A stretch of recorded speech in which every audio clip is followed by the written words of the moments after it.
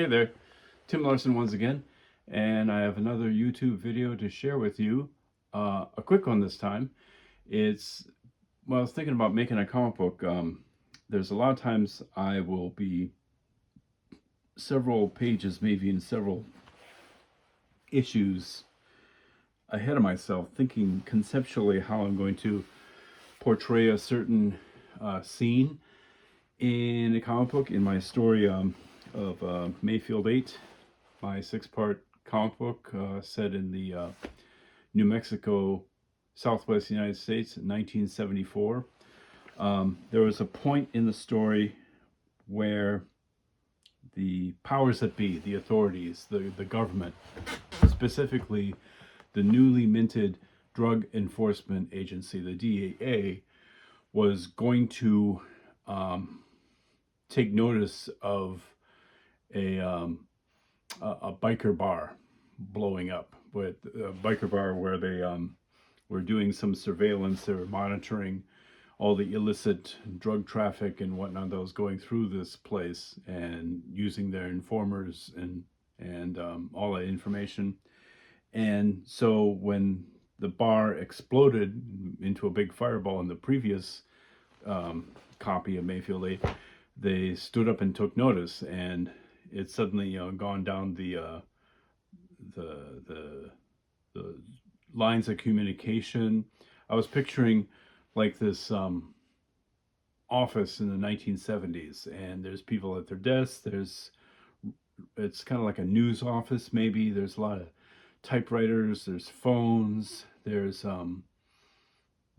phones constantly ringing back and forth. There's maybe some walkie-talkies, how they would communicate in the 1970s. Maybe one or two mimeograph machines, the big old, they look military, with the teletype, the automatic typewriter on it that would be spitting out information traveling across the wire.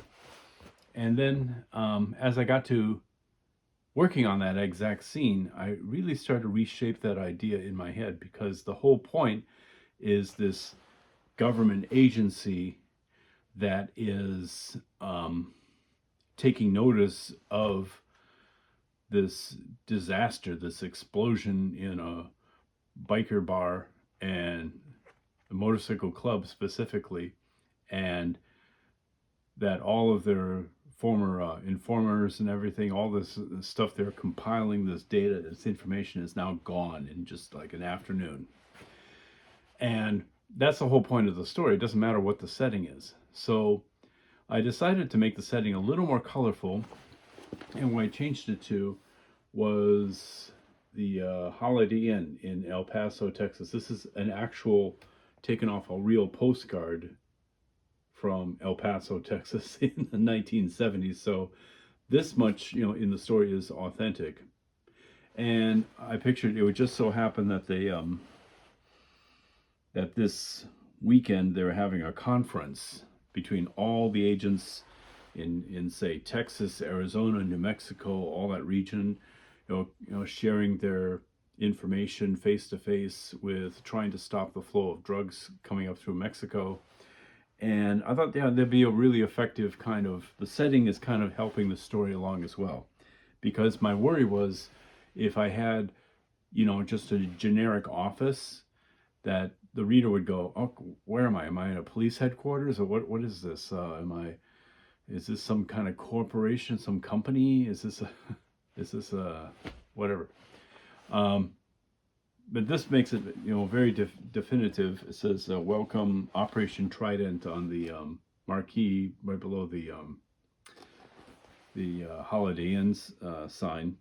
And sure enough, they're having a meeting. They're having in a conference room, and in the conference room, stepping up to the podium, is a man explaining that the biker bar has indeed blown up. He's demonstrating by taking a photograph of that bar and lighting a cigarette lighter to it and burning it up and tossing it in a metal trash can right there on the stage for everybody to see.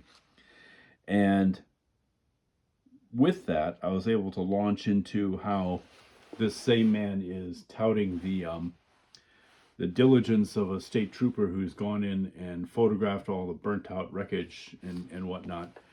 Of course, the reader would know, I would hope, that this state trooper is an evil man who is connected with all the drug traffic and using some of the drugs actually coming out of that biker bar, and he's just trying to cover his ass. He's pretending like he's going to go in and document, take pictures and whatnot, but he's really just trying to find out if there's anything that's incriminating that could go back to him. But it's a win-win for him. Now he appears to be a hardworking, diligent, shining star in the war on drugs, 1974. So just by changing the setting and being kind of open to how a comic book is going to turn out, I guess it comes down to what you need to have the setting do for you, and not so important what the setting is. Okay. Like I don't know. Like, I'm just throwing an idea out for you right now. Like, if you had a story that's set in the Pacific War theater in World War II on a light cruiser out in the waters, and maybe the captain's talking to somebody on the bridge about something. Could they just as well be on R&R? Could they be on leave, like in a bar somewhere on one of the islands, perhaps, or in the Navy port, talking about the same thing? Because it might be a more colorful setting than just the generic Navy bridge. That might be one thought that all of you comic book writers out there could be thinking about, in terms of not so much the setting, but what you need to get out of the characters that are in the setting. And if you change the venue, like I did, from a generic office to the Holiday Inn, does it make it more interesting? Does it move the story forward in a more interesting manner? That's all I have to say on that subject. I'd be interested in hearing your comments about the struggles you might have had with not so much characters, but the setting.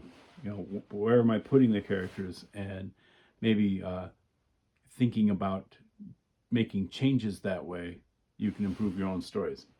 Again, thanks for watching us all the way through. Make sure to subscribe and to like.